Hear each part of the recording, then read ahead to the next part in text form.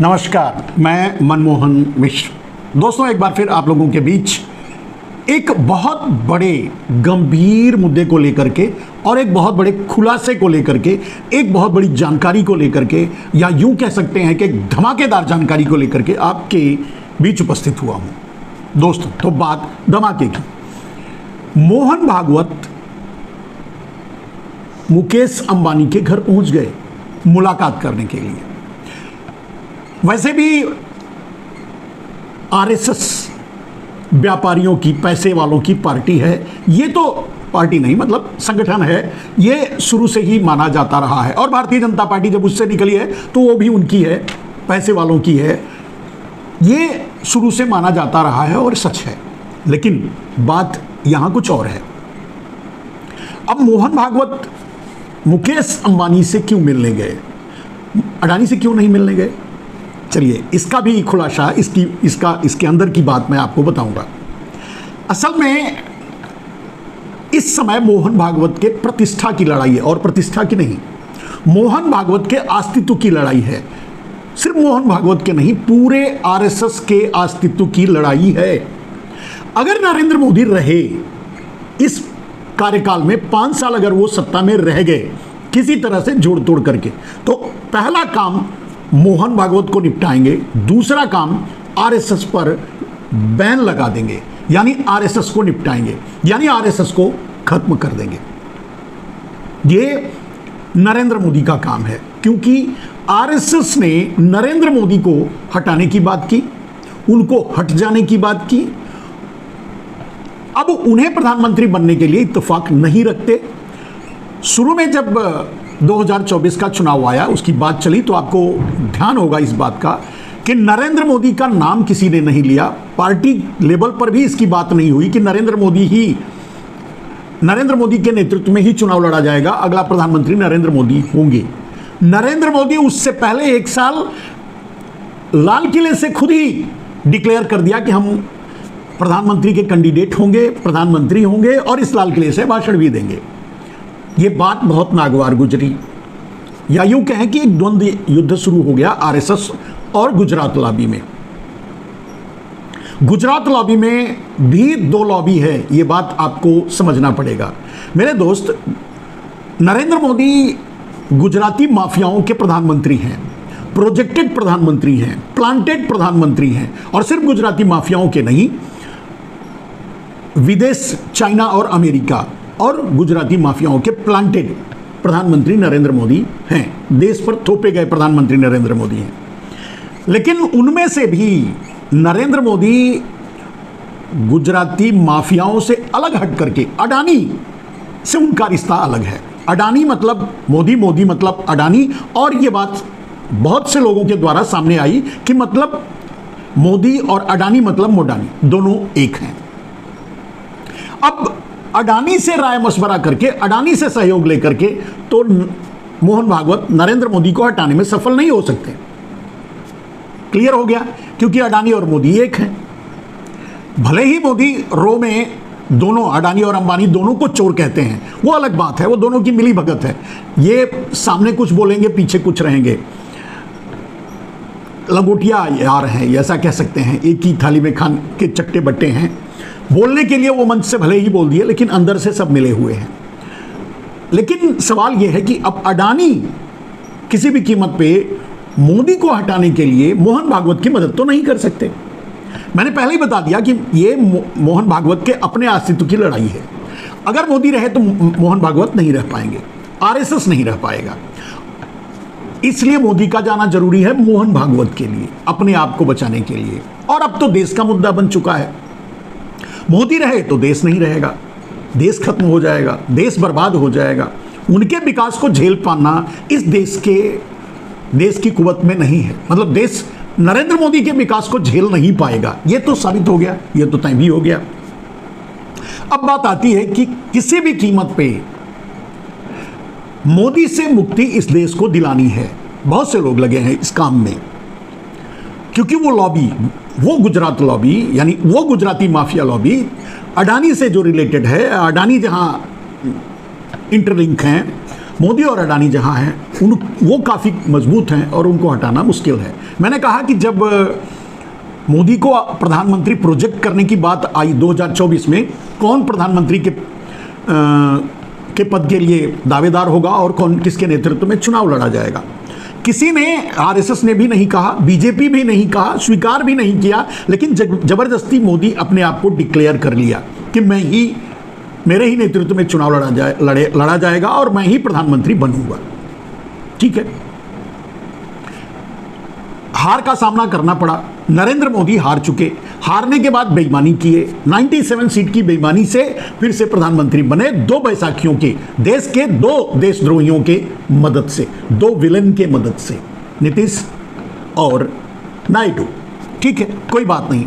लेकिन अब सवाल यह है कि मोहन भागवत को अगर मोदी से मुक्ति पानी है, अगर आरएसएस को बचाना है, तो मोदी को जाना पड़ेगा। मोदी को भेजने के लिए क्या आरएसएस के पास इतनी ताकत है कि वो मोदी को हटा ले, भगा ले? मैं समझता हूं आज के डेट में नहीं, क्योंकि नरेंद्र मोदी एक पूरे पार्टी पर कब्जा करके बैठे हैं और इन सारे कब्जे का सूत्र जो है वो है पैसा, और पैसे का सूत्र है गुजराती माफिया। गुजराती माफियाओं में अडानी उनके बहुत करीब हैं, अडानी मतलब मोदी, लेकिन अंबानी ऐसे नहीं है। अब यहां शुरू होती है कहानी अंबानी और अडानी की। मेरे दोस्त, अडानी और अंबानी दोनों बिजनेस राइवल्स हैं, दोनों बिजनेस कंपटीटर हैं। और मुकेश का कैरेक्टर क्या है? मुकेश का कैरेक्टर जो अपने भाई का नहीं हुआ, जो अनिल अंबानी को बर्बाद कर दिया, वो अडानी के साथ कहां से खड़ा रहेगा? आप अंदाजा लगा सकते हैं। यानी व्यापारी अपने बाप का नहीं होता। यहां मुकेश अंबानी की बात की जाए, वही बात यहां भी लागू होती है। जब मुकेश अंबानी अनिल अंबानी के नहीं हुए, तो अडानी के कहां से होंगे? दोनों की बिजनेस राइवली है। मुकेश अंबानी को पछाड़ करके अडानी नरेंद्र मोदी की मदद से अब एशिया के पहले धनी व्यक्ति बन गए हैं, वर्ल्ड के तीसरे व्यक्ति या दूसरे पायदान तक पहुंच गए थे। यह सब कुछ हुआ नरेंद्र मोदी की मदद से। नरेंद्र मोदी ने ये सब कुछ करने में कामयाब हुए उस काले धन से जिसको ला करके 15-20 लाख यूं ही लोगों को देने का वादा किए थे। ठीक है, अडानी को पछाड़कर मोदी आगे, अरे मोडानी आगे निकल गए, माफ कीजिएगा, अंबानी को पछाड़ करके मोडानी यानी अडानी आगे निकल गए। ठीक है, अब यहां अडानी और अंबानी के बीच की दूरी जो है, बिजनेस राइवली, उसका इस्तेमाल करते हुए अपने को बचाने के लिए, आरएसएस को बचाने के लिए मोहन भागवत मुकेश अंबानी की मदद लेने पहुंचे। कैसे, वो भी बता देता हूं। मेरे दोस्त, मोहन भागवत नायडू और नीतीश दोनों के संपर्क में हैं और उनकी कोशिश ये है कि दोनों नरेंद्र मोदी से कुछ समर्थन ना दें, शुरू से रहा, लेकिन वो दे दिए। अब उनकी कोशिश है कि नरेंद्र मोदी से समर्थन वापस ले लें, जो कि नीतीश और नायडू नहीं मान रहे हैं या पॉजिटिव जवाब उनकी तरफ से नहीं आ रहा है। मोहन भागवत इसकी कोशिश कर चुके हैं। अब मुकेश अंबानी से क्यों मिले? मुकेश अंबानी के जरिए जिस पैसे का इस्तेमाल करके नरेंद्र मोदी पूरे भारतीय जनता पार्टी पर कब्जा करके बैठे हैं, उन्हीं में से उनके राइवल्स यानी अडानी के राइवल्स का इस्तेमाल करके, यानी मुकेश अंबानी का इस्तेमाल करके या मुकेश अंबानी के जरिए चाहते हैं मोहन भागवत कि मुकेश अंबानी नीतीश और नायडू को मनाएं या समझाएं या कहें कि वो पीछे हट जाएं या उन्हें खरीदें, खरीद करके उन्हें पीछे हटने के लिए मजबूर करें। ये इस पॉलिसी को लेकर के मोहन भागवत मुकेश अंबानी से मिलने गए। ये इसके भीतर की कहानी है। बैक सामने जो न्यूज़ है वो क्यों गए, क्या गए, कैसे गए, किससे मिलने गए, मुकेश अंबानी से मिलने गए, लेकिन उनके कारणों पर जो मीडिया में है, जो गोदी मीडिया में है, जो भी है, उन पर भरोसा करना ठीक नहीं। सच यही है। सच ये है कि आज मोहन भागवत की कुर्सी, मोहन भागवत खुद और आरएसएस तीनों खतरे में है, जिसे बचाने के लिए मोहन भागवत हाथ पैर मार रहे हैं। मोहन भागवत को नरेंद्र मोदी चैलेंज कर चुके हैं। चैलेंज करने का उनका तरीका नड्डा के द्वारा, उन्होंने, आपको पता है कि सीधे कहलवा दिया था कि अब हमें आरएसएस की जरूरत नहीं है। अब अगर आरएसएस की जरूरत मोदी को नहीं है तो आरएसएस को का नरेंद्र मोदी क्या करेंगे, अंदाजा आप आसाराम से लगा सकते हैं। आशाराम के भक्त हुआ करते थे नरेंद्र मोदी। अपना सारा काला धन 2, 3 या 4, 5 जगहों पर छुपाते थे या देते थे या लगाते थे। एक पतंजलि के 100% ओनर हैं बेनामी, 100% ओनर है नरेंद्र मोदी, यानी 100% मालिक है नरेंद्र मोदी, यानी सारा पैसा पतंजलि में मोदी का लगा हुआ है। ये मुझे पता है क्योंकि मैं पतंजलि से जुड़ा था इसके लिए। दूसरा, श्री श्री रविशंकर, आशाराम, राम रहीम या ऐसे जग्गी वासुदेव या ऐसे बहुत से लोग जहां नरेंद्र मोदी ने अपने ब्लैक मनी को लैंड किया, डंप किया और उसके जरिए उन्हें आगे लाया, अंपायर खड़ा करवाया उनसे और अपने लिए प्रचार करवाया। आपको पता होगा कि कम से कम 4 साल से तो रामदेव पूरी तरह से समर्पित लगे हुए थे नरेंद्र मोदी का प्रचार करने में, उनको प्रधानमंत्री बनवाने में। राजीव दीक्षित भाई बीच में टांग अड़ा गए तो नरेंद्र मोदी ने उन्हें मरवा डाला। सच यही है, मरवाया भी तो रामदेव के हाथों से ही, उनके जरिए से ही। खैर, मारने के लिए कौन कहां कैसे किया ये आपको पता होगा, लेकिन सच ये है कि हाथ पैर नाक कान सब कुछ आदेश नरेंद्र मोदी का था, इंप्लीमेशन पतंजलि से आया। अब जब पतंजलि उनका है नरेंद्र मोदी का, तो वो तो होना ही था। कहने का मतलब मैं ये कह रहा हूं कि मोहन भागवत इतना डरे हुए क्यों हैं? नरेंद्र मोदी की कार्यशैली को मोहन भागवत जानते हैं। 2001 में जब नरेंद्र मोदी ऐसे ही शायद मुख्यमंत्री बने थे, उसके बाद से उनके अगर राजनीतिक जीवन को देखा जाए तो न जाने कितनी लाशों को बिछाकर उस पर खड़े होकर उसको सीढ़ी बनाकर नरेंद्र मोदी यहां तक पहुंचे हैं। अगला निशाना मोहन भागवत भी हो सकते हैं। हर आदमी को अपने को बचाने के लिए जब वो खतरे में पड़ जाता है तो पूरा हाथ पैर मारता है अपने आप को बचाने के लिए। आज मोहन भागवत आरएसएस और अपने आप को बचाने के लिए हाथ पैर मार रहे हैं। इस हाथ पैर मारने के चक्कर में वो मुकेश अंबानी के घर पहुंचे, मुकेश अंबानी से अंदरूनी मदद मांगी। मुकेश अंबानी से कहा है कि ये सूत्रों की ही बात है, कहा है कि नीतीश और नायडू को आप खरीदो, बेचो, जो भी करो, डराओ धमकाओ, खरीदो, जो भी करो, उनको हटाओ, मोदी की सरकार गिराओ, मोदी को से मुक्ति दिलाओ। हालांकि मुकेश अंबानी बहुत बड़े मित्र नहीं हैं मोदी के, क्योंकि उन्हें भी पता है कि सारी ब्लैक मनी तो अडानी को मोदी ने दे दी। अंबानी को क्या दिया, यानी मुकेश अंबानी को क्या दिया? मुकेश ये सोच सकते हैं, शुरू में मुकेश के ही सहारे, मुकेश अंबानी के सहारे ही नरेंद्र मोदी चुनाव प्रचार करवाया, उनको जियो पर खड़ा करवाया, पैसा लगवाया, चीन से खुद लगाए और उसी के जरिए अपना प्रचार करवाया, प्रसार करवाया और उनका इस्तेमाल करके आगे बढ़े। लेकिन मुकेश का ज्यादा साथ ना दे करके, क्योंकि अडानी उनके पार्टनर थे नरेंद्र मोदी के, तो अडानी पर फोकस किया और अडानी को आगे ले गए, मुकेश को छोड़ दिया।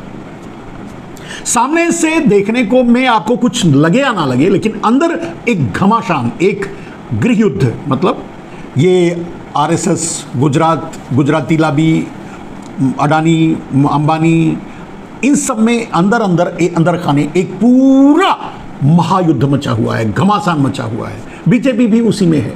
बीजेपी का मेन कैडर, बीजेपी के मेन कार्यकर्ता, उनके पदाधिकारी, वो किसी भी कीमत पे 1 सेकंड के लिए मोदी को बर्दाश्त नहीं करना चाहते। वो चाहते हैं कि कोई ऐसा नेतृत्व करे जिसके साथ खड़े होकर मोदी से छुटकारा पाएं और इस देश को छुटकारा दिलाएं। लेकिन कोई सामने नहीं आ रहा है। योगी जी हिम्मत कर सकते हैं, आ सकते हैं, वो कुछ प्रभावशाली।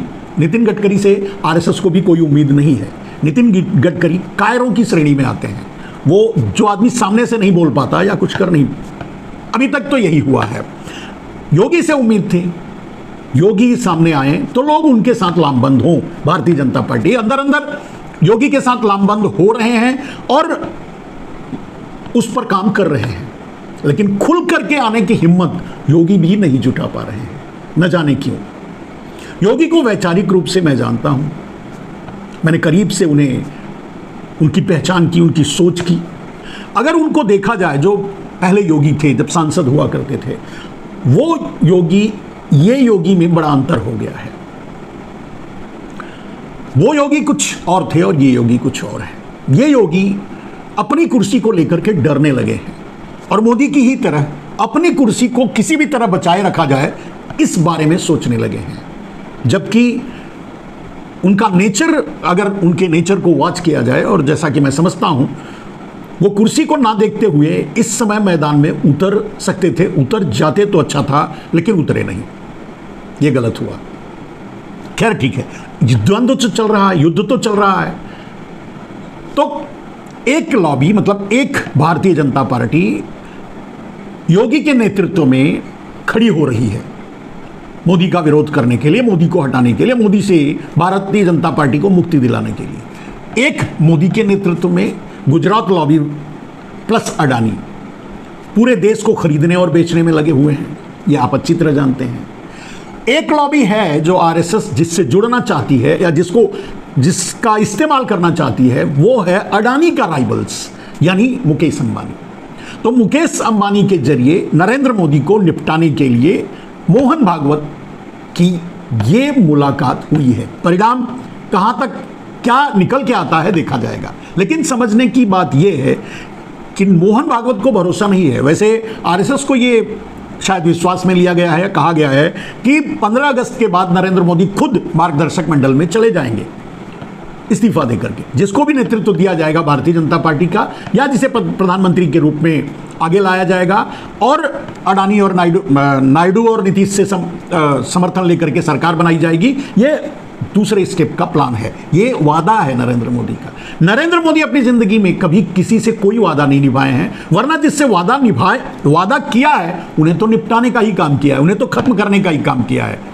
किसानों के उदाहरण से ले लो, किसानों से वादा नहीं निभाया, उनको निपटाने में लग गए। युवाओं से वादा नहीं निभाया, उनको निपटाने में लग गए। आप जानते हैं अग्निवीर बना दिया, किसानों की जमीन छीनने लगे थे। बेरोजगारों को कुछ रोजगार नहीं दे सके तो उनको अपने हाल पे छोड़ दिया।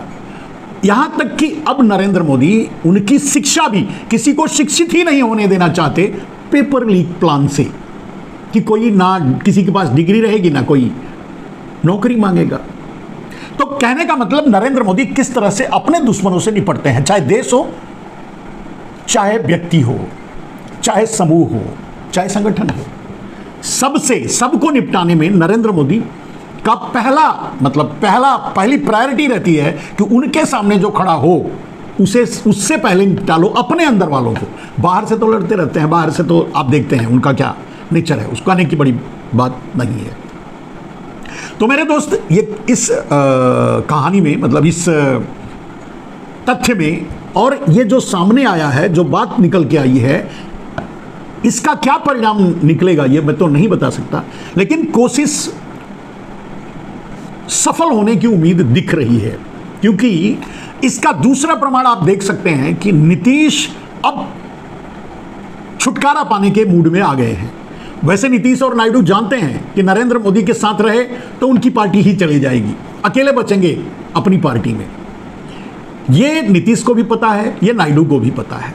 वो भी क्यों कैसे इतना बड़ा देशद्रोह कर रहे हैं समझ में नहीं आ रहा, लेकिन अब के कार्य, मतलब अब के उनके विचारों, बातों और एक्शनों से तो लगता है कि मोहन भागवत इसमें कामयाब होते दिख रहे हैं। निश्चय ही मुकेश अंबानी नीतीश से बात किए होंगे, इधर नायडू से बात किए होंगे। नायडू थोड़ा छुपा रुस्तम आदमी है पहले से, जब से वो राजनीति में आए हैं तब से आपको पता है। अपने ही शायद ससुर लगते थे एन टी रामाराव, उनको ही निपटा दिया था। तो आपको नायडू को समझने में बहुत ज़्यादा दिक्कत नहीं होगी। नीतीश कैरेक्टर ही मतलब उनका वही है, यहाँ का वहाँ, वहाँ का बिन क्या कहते हैं अपने गांव में, बिन पेंदी के लोटे हैं, या ऐसे कह सकते हो, नहीं तो भंटा कह सकते हो, किधर भी लुढ़क जाएगा, जिसका पेंदी होता ही नहीं। नीतीश का कैरेक्टर तो वही है। अब इन दोनों कैरेक्टर को बैसाखी बनाकर नरेंद्र मोदी कितना आगे निकलते हैं, कितनी दूर, कितने दिन चलते हैं, ये तो देखा जाएगा। 15 अगस्त को उन्होंने अपने ज़िंदगी का लक्ष्य बना लिया है कि हम 15 अगस्त इस बार भाषण दे लें, उसके बाद जो होना है हो जाए, कोई दिक्कत नहीं है, क्योंकि नरेंद्र मोदी को पता है कि वो सरकार नहीं चला पाएंगे, ये उनके बस का नहीं। क्योंकि जब जिसके लिए वो प्रधानमंत्री बने थे, अडानी के लिए, माफियाओं के लिए, अमेरिका के लिए, चीन के लिए, अब वो संभव नहीं है, अब वो नहीं कर पाएंगे, क्योंकि ऐसा करते समय सबसे पहले नायडू और नीतीश आड़े आ जाएंगे। तो उन्हें पता है कि ये सरकार वो नहीं चला पाएंगे। वो चाहते हैं कि अपनी जो महत्वाकांक्षा है कि अंतिम बार 15 अगस्त को लाल किले से भाषण देने के बाद वहीं से डिक्लेयर कर दें कि भाई हम जा रहे हैं, छोड़ छाड़ के झोला उठा लिए, अब हमें माफ़ कीजिए। माफ़ कोई नहीं करेगा, ना झोला उठा के जाने देगा। वो कहाँ जाएंगे आपको पता है, पूरे देश को पता है, लेकिन सत्ता बदलने दीजिए, आपको समझ में आ जाएगा। नरेंद्र मोदी ने इतने पाप किए हैं कि उनकी जगह जहाँ है वो आप भी जानते हैं, हम भी जानते हैं। लेकिन ये प्रयास, चलिए, रामलला जब टपकती हुई छत के नीचे हैं, अगर उन्हें थोड़ी तकलीफ होगी, रामलला को अगर थोड़ी तकलीफ होगी, तो मोदी से देश को भी छुटकारा दिलाएंगे और अपने आप खुद को भी छुटकारा लेंगे। नरेंद्र मोदी से छुटकारा राम दिलाएंगे। मोहन भागवत की योजना सफल हो, मोदी के राम इसमें मदद करें, मेरी यही मनोकामना है, जिन्हें नरेंद्र मोदी ने टपकती छत के नीचे बिठा दिया है। फिलहाल आज के लिए बस इतना ही। नमस्कार।